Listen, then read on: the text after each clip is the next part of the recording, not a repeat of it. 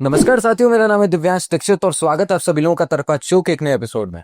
आज के इस वाले एपिसोड में हम बिहार इलेक्शन के क्या क्या आउटकम्स और उसमें क्या क्या राजनीतिक लेवल पे बदलाव आ सकते हैं उस बारे में चर्चा करेंगे। बिहार के मुख्यमंत्री नीतीश कुमार, जिन्होंने 2013 से अब तक 4 बार अपनी राजनीतिक निष्ठा बदली है, अब शायद अपने करियर का सबसे बड़ा दाव खेलने जा रहे हैं।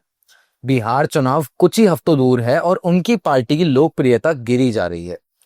लेकिन ऐसे में सूत्रों का कहना है कि नतीजों के बाद नीतीश एनडीए छोड़कर इंडिया गठबंधन के साथ सरकार बना सकते हैं। सवाल ये है कि क्या ये उनका मास्टर स्ट्रोक होगा या आखिरी राजनीतिक आत्महत्या। आंकड़े झूठ नहीं बोलते। टाइम्स नाउ के जेवीसी सर्वे के अनुसार एनडीए को 136 सीटें मिल सकती है, लेकिन ट्विस्ट ये है कि बीजेपी 64 सीट ही जीत सकती है, जबकि नीतीश की जेडीयू घटकर सिर्फ 31 पर आ सकती है, जो 2020 की 43 सीटों से काफी कम है। इसका मतलब ये होगा कि नीतीश अपने ही गठबंधन में जूनियर पार्टनर बन के रह जाएंगे और इतिहास बताता है कि वो कभी इस स्थिति को स्वीकार नहीं करते। प्रशांत किशोर, जो कभी उनके स्ट्रैटेजिस्ट थे, अब उनके क्रिटिक हो गए हैं।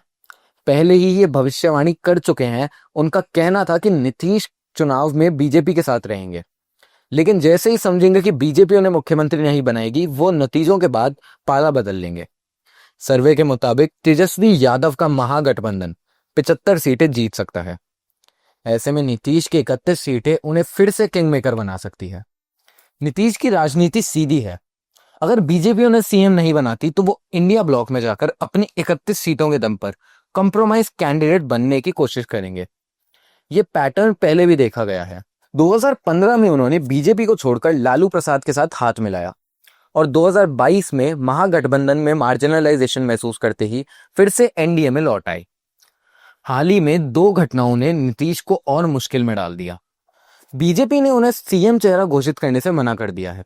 अमित शाह का बयान बैठकर तय करेंगे इस बात का संकेत था कि बीजेपी नीतीश को पूरी तरह समर्थन देने को तैयार नहीं है। जेडीयू का वक्फ संशोधन कानून पर समर्थन करने से उनकी पार्टी के 5 मुस्लिम नेताओं ने इस्तीफा दे दिया है, जिससे उनका पारंपरिक मुस्लिम वोट बैंक खिसकने लगा है। बिहार की आबादी में 17% मुस्लिम है और अब अधिकांश तेजस्वी यादव के आरजेडी की ओर झुक रहे हैं। ऐसे में सत्ता बचाने का नीतीश के पास सिर्फ एक ही रास्ता है, इंडिया ब्लॉक में शामिल होकर खुद को बीजेपी के सेक्युलर विकल्प के रूप में पेश करना। लेकिन यहाँ एक पैच है। इंडिया ब्लॉक को नीतीश की जरूरत है, पर वो उन पर भरोसा नहीं करते। तेजस्वी यादव पहले ही कह चुके हैं कि नीतीश का स्वागत नहीं होना चाहिए, मगर लालू प्रसाद ने दरवाजा आधा खुला रखा है। अगर महागठबंधन को 75+ सीटें मिलती हैं और नीतीश कुमार उसमें 31 सीटें जोड़ते हैं तो वो 122 बहुमत के आंकड़े पर पार कर सकते हैं। नीतीश की ताकतें हैं शासन का अनुभव, महिलाओं का समर्थन और अति पिछड़ा तथा महादलित समुदाय तक पहुंच। उनकी शराबबंद नीति अभी भी महिलाओं में लोकप्रिय है। 60.4% महिला इसे समर्थन देती है। वहीं आरजेडी के मुस्लिम यादव समीकरण नीतीश की नॉन यादव ओबीसी पकड़ से पूरा होता है। संभावित राजनीतिक ड्रामा कुछ इस प्रकार हो सकता है। एनडीए 136 सीटें जीतता है, पर बीजेपी जेडीयू से आगे निकल जाती है। बीजेपी कहती है कि सीएम उनका होगा क्योंकि उन्हें बड़ा जनादेश मिला है। नीतीश एनडीए छोड़ते हैं और कहते हैं कि बिहार के जनादेश के साथ विश्वासघात हुआ। लालू तेजस्वी का विरोध नजरअंदाज करके नीतीश को 2.5 साल का सीएम ऑफर देते हैं। JDU plus RJD plus Congress 143 सीटें मिलकर सरकार बनाती है।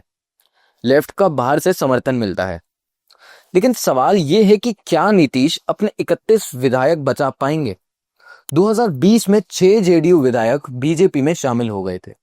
अगर नीतीश पाला बदलते हैं तो बीजेपी विधायकों के साथ नेगोशिएट कर उनकी सरकार गिरा सकती है। अगर नीतीश पाला बदलते हैं तो बिहार पर 3 असर होंगे। पहला, बीजेपी के लिए राष्ट्रीय संकट। नीतीश कुमार के 31 सांसदों के एनडीए से निकलने पर लोकसभा में कमजोर हो सकती है एनडीए पार्टी। राष्ट्रपति शासन का खतरा। अगर सरकार अस्थिर दिखती है तो राज्यपाल राष्ट्रपति शासन की सिफारिश कर सकती है। 2026 के चुनावों में असर। महाराष्ट्र, हरियाणा और दिल्ली में विपक्ष इसी मॉडल को दोहरा सकता है। प्रशांत किशोर चेतावनी देते हैं कि यह नीतीश का आखिरी विश्वासघात होगा। लेकिन नीतीश ने हमेशा विचारधारा से ज्यादा सत्ता को चुना है। जैसे एक बिहार के किसान ने एनडीटीवी से कहा, नीतीश गंगा की तरह है, राजनीति की जमीन जैसे बदलती है वो उसकी तरफ बह जाते हैं। नीतीश कुमार के संभावित दाव विचारधारा नहीं बल्कि अस्तित्व की लड़ाई है। पिछले 20 साल से वो विश्वासघात की राजनीति के मास्टर रहे हैं। अब जब उनकी लोकप्रियता घट रही है और बीजेपी उन्हें पीछे छोड़ रही है, वो शायद अपनी सबसे बड़ी बाजी खेलने वाले हैं। सवाल है कि क्या इस बार बिहार उनकी महत्वाकांक्षा की कीमत चुकाएगा? आप अपने ओपिनियंस को कमेंट में दीजिएगा।